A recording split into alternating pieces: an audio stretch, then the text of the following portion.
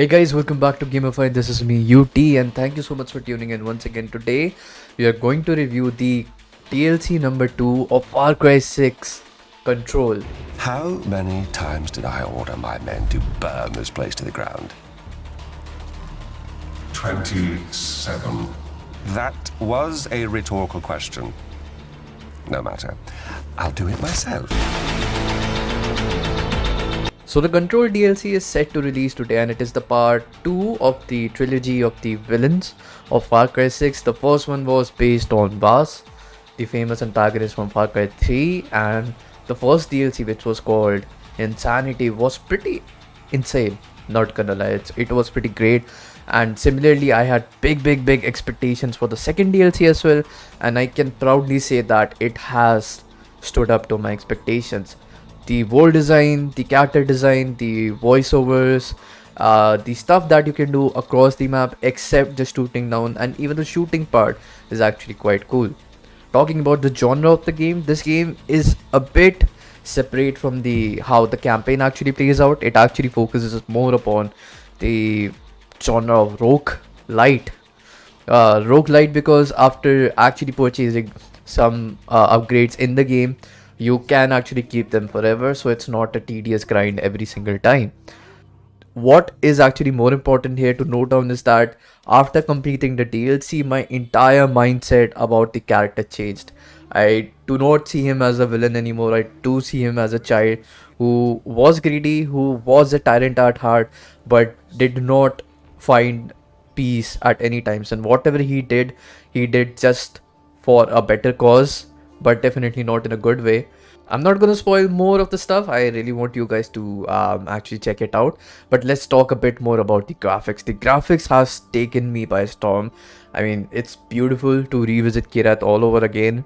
Although my recording laptop did suffer a lot while rendering all of the stuff, but to my surprise, it actually rendered out good optimal quality. The gameplay was smooth the entire time as compared to the actual campaign.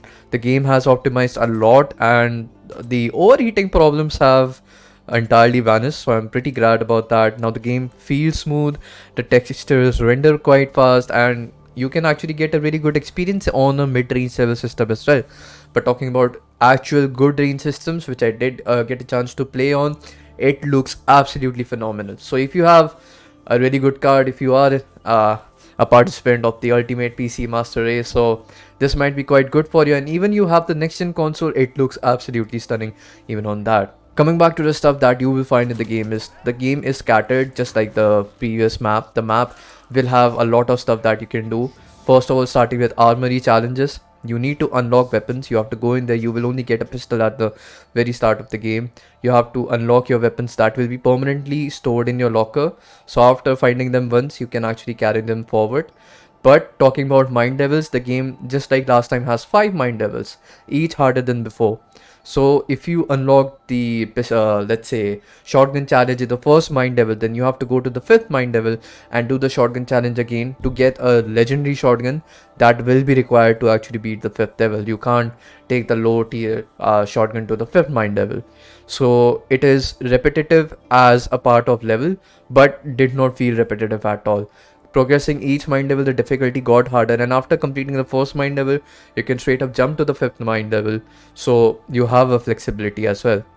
And for the people who might not have a really good time, who think the mind levels are pretty hard, they can always switch the difficulty to story mode. This way you will get more health and the enemies will be a little bit easier to get off, but still you need to be fast and you need to keep shooting to actually survive, because this genre is actually all about hunting you down. Every move you make, you have to think twice, because you will be hunted down. There are people running around the nights. You will be hunted out ghosts, which are basically I don't know, they will just show up at your face and blow themselves apart, and you will take a heck lot of damage to that.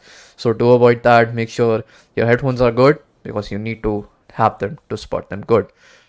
Apart from army challenges, you will also have trials. Doing trials are pretty fun. You will actually walk up to your statue, try to defend it and clean it up, and it is going to be a bit hard. Not very hard, but it's going to be a bit hard.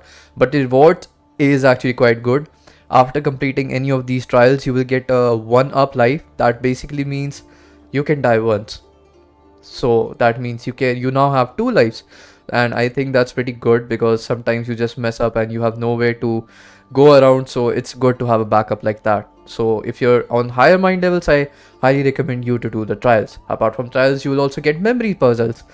These are some little puzzles, some parkour that you have to solve, and actually will reveal up your past of Pagan Ming, his childhood, his relationship with his father, his relationship with his family, and how he became the king of Kyrat, his secrets, everything. And it's quite fun to actually watch and live through it. It delivers an entirely great experience out there, and definitely do recommend that. And trust me, it did change my perspective a lot. So make sure you do that. And lastly, you will have the main missions. There are a total of three main missions. After completing each one of them, you will get a piece of the mask. After getting the 3, you will then proceed on to the final mission. I won't talk much about those missions because I want you to experience them, but they will have their own objective, and those are actually some key points of Pagan's life that you will live from his perspective all over again. So it's quite fun to do, and it actually quite fills up some void that Far Cry 4 did leave behind and did leave some players confused. So overall, this DLC had a lot to offer. The gunplay seems a lot improved. The skills tree were quite amazing. The upgrades were quite good. And now lastly, let's talk about the overall experience, how we felt through the DLC. So the Far Cry 6 DLC 2 Control releases today. You can dive in on any platform and try the game yourself. I do highly recommend it, and I do highly recommend the season pass because the 2 DLCs that have already been pushed are quite good. You also get the Far Cry 3 Blood Dragon DLC along with it, so that's also quite good. And the upcoming one is the DLC number 3 that will be around Joseph Seed, so I'm also pretty excited about that. But reflecting upon how this DLC played out, I think it did live up to my expectations. It gave me more than what I asked for.